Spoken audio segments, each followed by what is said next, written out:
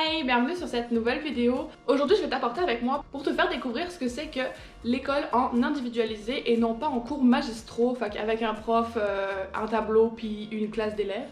Là, c'est vraiment individualisé, c'est extrêmement différent. Déjà de base, l'éducation au Québec est différente juste par le tutoiement qui peut exister entre les élèves et le professeur. C'est vraiment une autre vision de l'éducation par rapport à ce qu'on peut connaître en Europe. En Europe, plus particulièrement en France par exemple. J'espère que cette vidéo va te plaire. Je l'ai tournée sur plusieurs jours, enfin que c'est possible que je change de vêtements. Et oui! Sur ce, je te laisse et je te souhaite un bon visionnage. Je t'encourage déjà vivement à t'abonner et j'espère que cette vidéo va te plaire. Bye!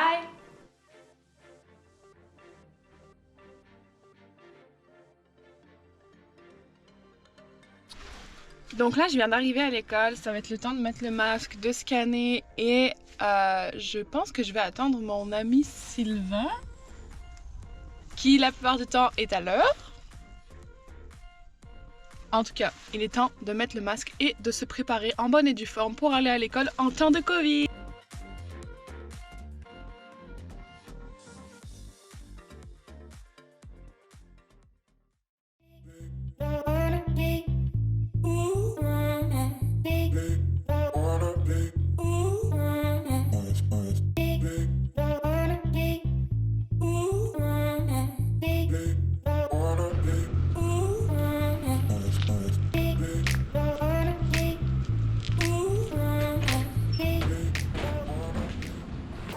Fait que là, comme tous les matins, je vais arriver puis me désinfecter les mains comme pas mal des lieux publics en ce moment.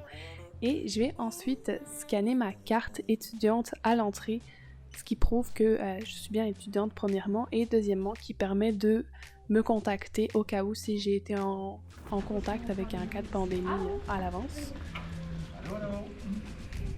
Là, on voit que je prends un cahier dans un pigeonnier. C'est un cahier qui a été corrigé par un des profs. On verra ça un peu plus loin. Et je vais scanner une de mes compétences de travail aujourd'hui. Je peux en scanner une le matin et une l'après-midi en fonction des 3-4 compétences que j'ai de déjà commencé. Donc, après avoir déballé mes affaires, je vais aller demander un cahier de 14 à un de mes professeurs pour travailler. Ouais. Bah, si tu fais du vélo puis que tu t'en fous de parler aux gens, tu leur montres juste que tu fais du vélo. En tout cas.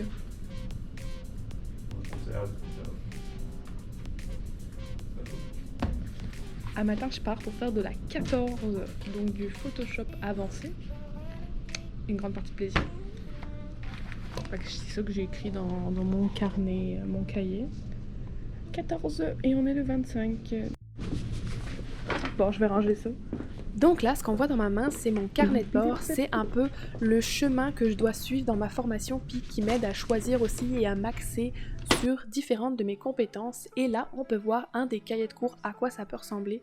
Fait que c'est illustré, il y a des petits endroits qui nous conseillent de nous référer à des vidéos que les professeurs nous ont mis à libre service et qu'ils ont fait eux-mêmes.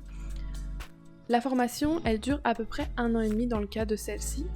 Et chaque jour, il est conseillé de faire à peu près un cahier. Après, le principal, c'est que chaque élève va à son rythme.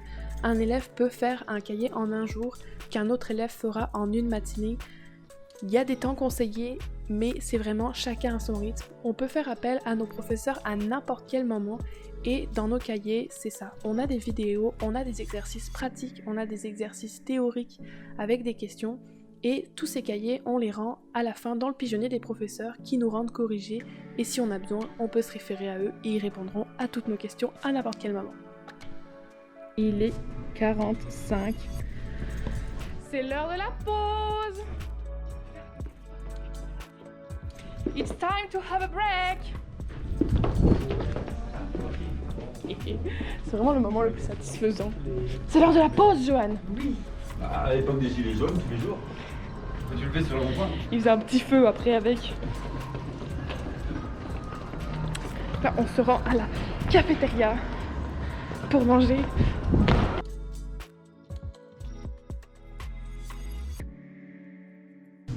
Allô? Allô? Ça va être un bagel avec du beurre et du Philadelphia, s'il te plaît? Oui.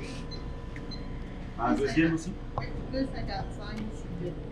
Par visa.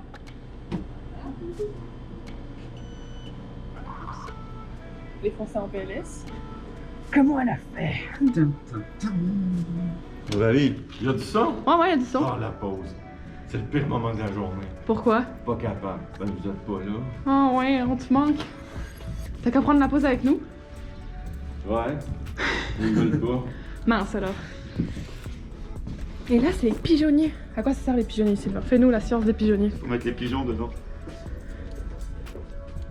Et comme vous avez pu le comprendre, non, les pigeonniers ne servent pas aux pigeons, mais bien à la communication entre les élèves et les professeurs de la correction de leur cahier de compétences.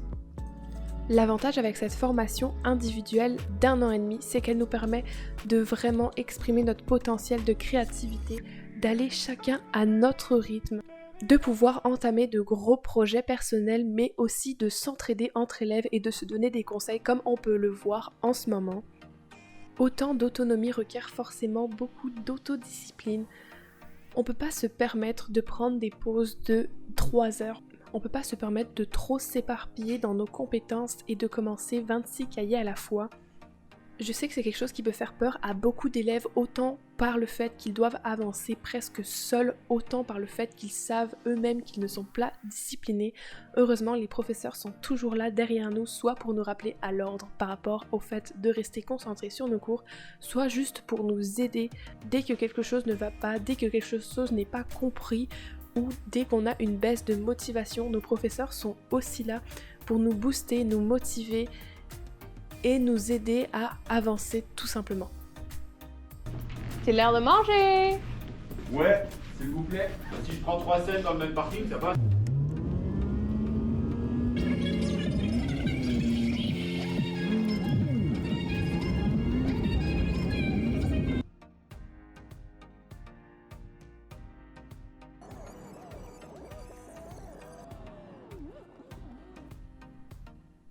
Je prends là un petit instant pour notifier que je filme là une journée type de comment devraient se passer mes journées, mais en réalité chaque journée est vraiment différente. Surtout que dans ma formation, il y a 24 compétences qui demandent toutes quelque chose de différent et une pratique différente, fait que forcément les journées vont pas se ressembler parce que je n'aurai pas à faire la même chose.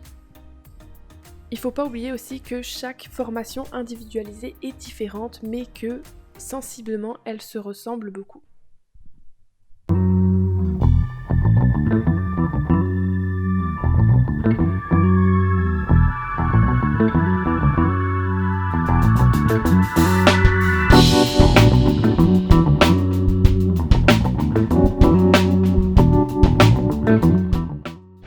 Nouvelle journée, nouvelle compétence. Ce jour-là, j'ai décidé de faire de la 17 et le jour d'avant, je faisais de la 14. Donc là, on comprend bien que j'ai plusieurs compétences d'entamer et que c'est pas forcément dans un nombre logique, mais c'est plutôt dans la logique de ce qu'il y a dans les cours, chose qu'on voit la plupart du temps avec les professeurs pour savoir si on commence ou non une compétence. Donc j'en profite pour scanner et ensuite je me rends avec Sylvain au magasin. Le magasin, c'est vraiment l'endroit de notre autonomie car c'est tout le matériel photographique qu'on va pouvoir emprunter soit pour la journée, soit pour les fins de semaine ou les fins de soirée. Ça permet vraiment de travailler autant à la maison qu'à l'école, mais c'est pas obligatoire. Toujours dans l'esprit du partage de l'école, c'est vraiment le fun parce qu'on a comme beaucoup de choses mises à disposition pour faire des photos. Puis comme ça, là, ça paye pas de mine. Mais pas vrai, on peut faire des trucs vraiment badass, genre avec ça, j'ai mis en scène des framboises. Alors que c'est une brique, on s'entend. Donc là, on a l'exemple parfait de la personne qui prend beaucoup trop de temps à rendre ses affaires au magasin et qui fait attendre tout le reste du monde dehors. Non, je rigole. On a l'exemple parfait de la communication entre l'élève et le professeur, des conseils, des questions, des réponses. Un moment en soi de partage. Est-ce que tu apprécies l'élève que je suis? Bien sûr. Tu m'apprécies Bien donc? sûr, toi? Ouais. Oh, ouais. Bon. Je suis une bonne élève, toi? Bien sûr. T'es payé pour dire ça? Pas du tout. Non, pas du tout. Écoute, Bon. moi je dirais non. T'es une rousse.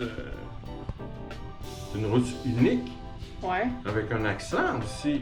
Un accent unique? Moi j'ai jamais eu de rousse avec cet accent-là ici. Je suis la première française aussi. Comment on dit donc? Vénitienne. Ouais. Ça, c'est Le encore pigeon plus vénitien. rare. Le pigeon vénitien.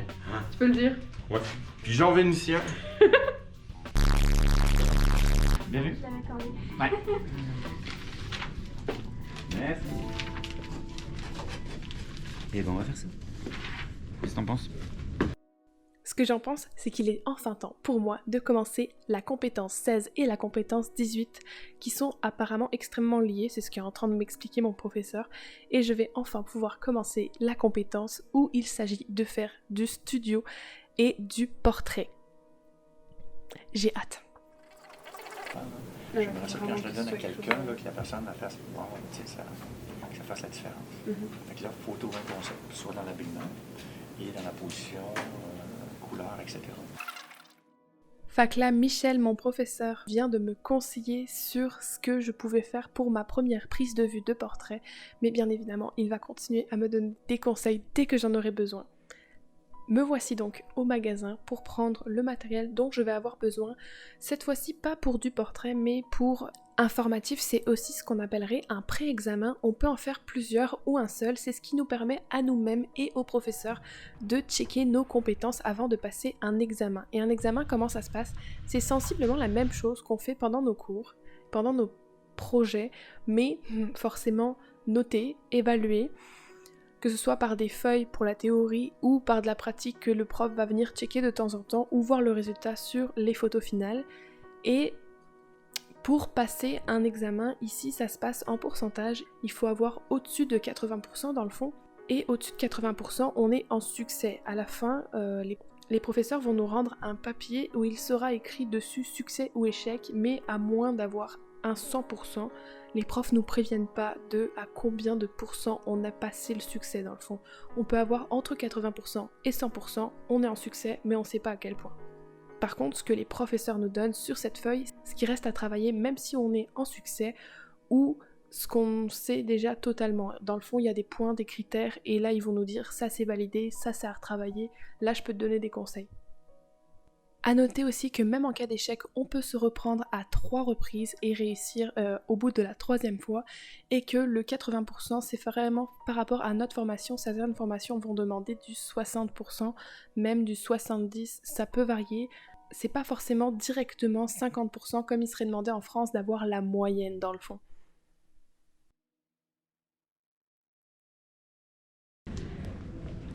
Et voilà, c'est une fin de vidéo. J'espère que ça vous aura plu, que vous aurez tout bien compris, puis que je me serai bien exprimée en ce qui concerne les cours individualisés. Moi j'ai eu beaucoup de fun à tourner cette vidéo, beaucoup de fun à être aidée par cette personne pour beaucoup de plans et d'idées et de transitions.